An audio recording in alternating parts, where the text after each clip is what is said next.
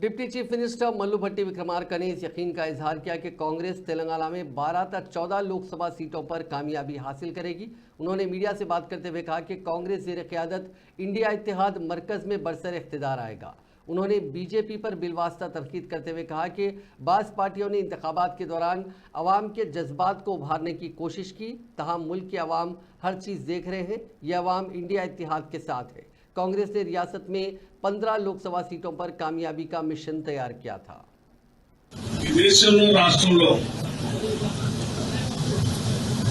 ప్రజాస్వామ్యం నిలబడాలని ప్రజల ఆస్తులు సంస్థలు వ్యవస్థలు వనరులు అన్నీ కూడా ప్రజలకే ఉండాలని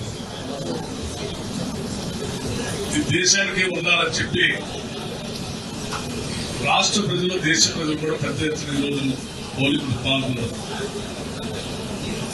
అందుకోసమే ఈ సంస్థలు ఆస్తులు వ్యవస్థలు ప్రజలకే ఉండాలి, దేశానికే ఉండాలని పోరాటం చేసే కాంగ్రెస్ పార్టీకి ఈ రాష్ట్రంలో పెద్ద ఎత్తున ప్రజలు జరిగిన లోక్సభ స్థానాల్లో అధిక శాతం ప్రజలు అత్యధిక స్థానాలు గెలిపించబోతున్నారనేది జరిగినటువంటి ఎన్నికల వాతావరణం బట్టి స్పష్టంగా అర్థమవుతాం। 12 నుంచి 14 స్థానాలు ఈ రాష్ట్రంలో కాంగ్రెస్ పార్టీకి రాబోతూ ఉంటాయి।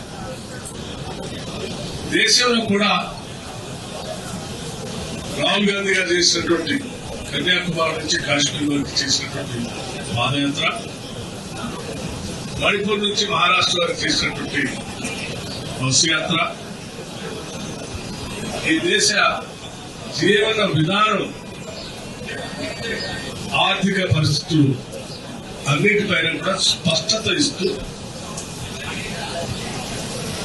అతిపెద్ద లౌకిక ప్రజాస్వామ్య దేశంగా భారతదేశం నిలబడటానికి